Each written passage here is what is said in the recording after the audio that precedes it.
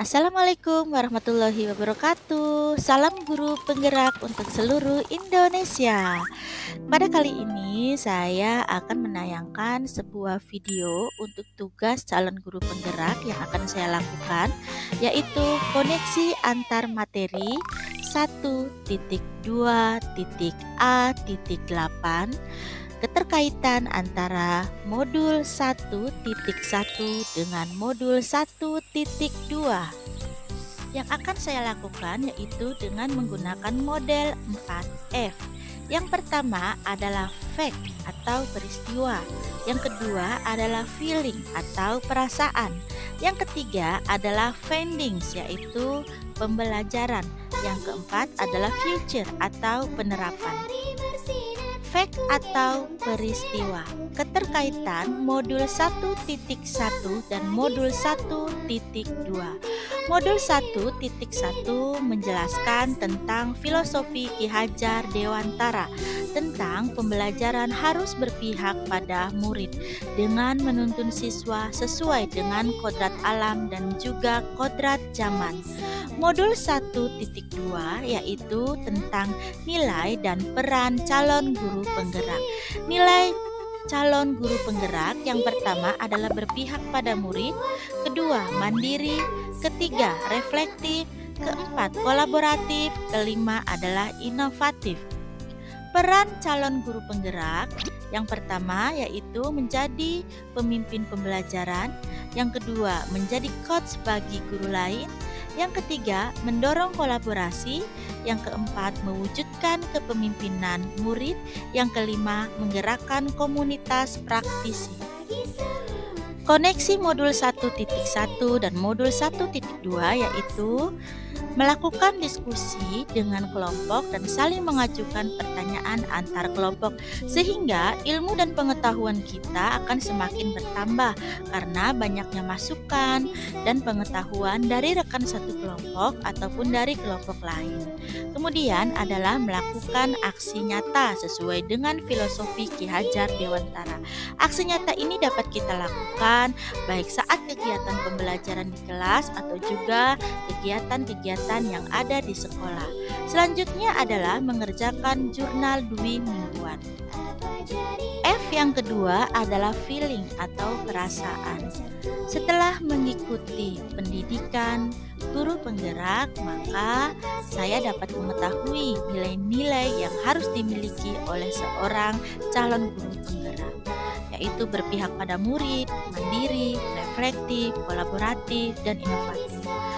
Peran yang harus dimiliki oleh calon guru penggerak yaitu menjadi pemimpin pembelajaran, menjadi coach bagi guru lain, mendorong kolaborasi, mewujudkan kepemimpinan murid, dan menyelenggarakan komunitas praktisi. Sesuai dengan filosofi Ki Hajar Dewantara bahwa pembelajaran itu harus berpihak pada murid, di mana guru hanya sebagai pembimbing, mengawasi, dan memerdekakan murid. Nilai calon guru penggerak yaitu pembelajaran berpihak pada murid, artinya pembelajaran student center, artinya berpihak pada murid, di mana murid diberikan kemerdekaan dan kebebasan untuk mencari sumber informasi. Peran calon guru penggerak yaitu guru di sini hanya pemimpin pembelajaran, yaitu mengawasi, membimbing, dan mengarahkan murid. Misalnya, guru juga harus banyak belajar dengan pembelajaran yang disukai anak. Guru juga harus memberikan kebebasan, bukan berarti siswa ini bebas untuk merdeka belajar, tetapi siswa juga harus diawasi oleh guru. Siswa di sini harus merdeka belajar, artinya merdeka belajar di sini adalah harus sesuai dengan bakat dan minat siswa. Tentunya dengan bimbingan dan pengawasan seorang guru. Pembelajaran yang menuntun anak artinya adalah pembelajaran yang berpihak dan mengutamakan kepentingan dan kebutuhan anak. Feeling ataupun perasaan saya. Dahulu saya itu adalah seorang guru yang jika masuk kelas hanya duduk, siswa kemudian menulis dan kemudian saya menerangkan. Siswa tidak diberi kebebasan untuk aktif dan berpendapat di kelas. Kemudian juga materi harus sesuai dengan target saya. Artinya pada saat ujian materi harus sudah selesai semuanya diajarkan pada siswa. Selanjutnya adalah nilai yang harus didapatkan oleh siswa itu harus di atas KKM. Jika kurang dari KKM maka siswa tersebut tidak lulus. Selanjutnya, jika siswa tidak bisa mengerjakan soal, maka siswa tersebut akan saya marahi.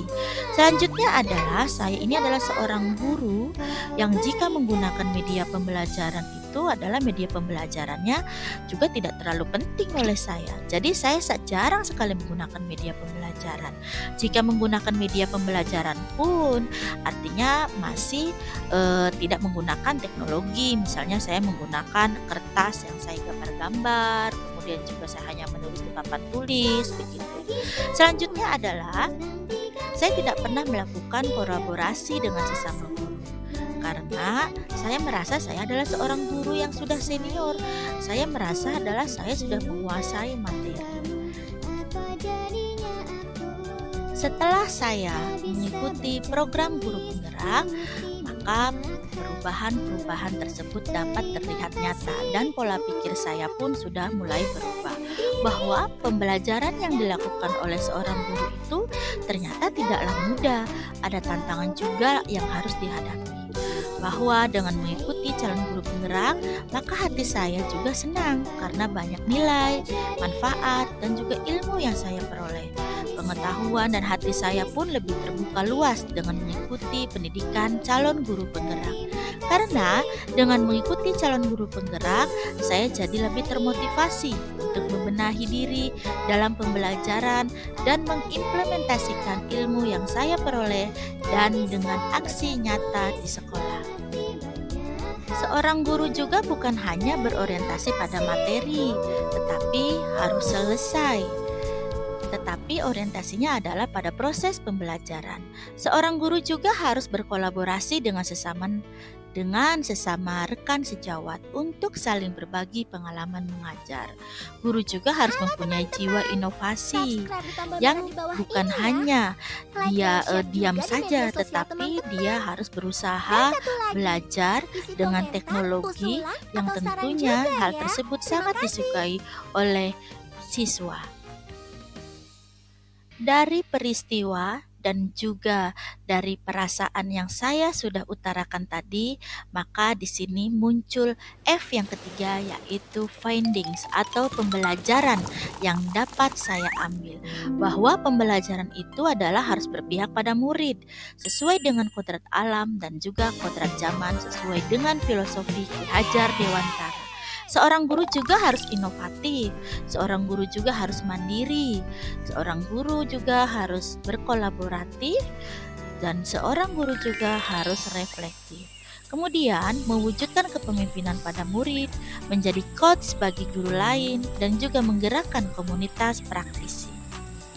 Dari 3F yang sudah saya jabarkan tadi, yaitu fact atau peristiwa, kemudian juga feeling atau perasaan, kemudian juga finding atau pembelajaran, maka saya akan menerapkan atau future di sekolahan saya, yaitu adalah pembelajaran yang berpihak pada murid. Di sini saya sebagai seorang guru akan menuntun murid sesuai dengan filosofi Ki Hajar Dewantara.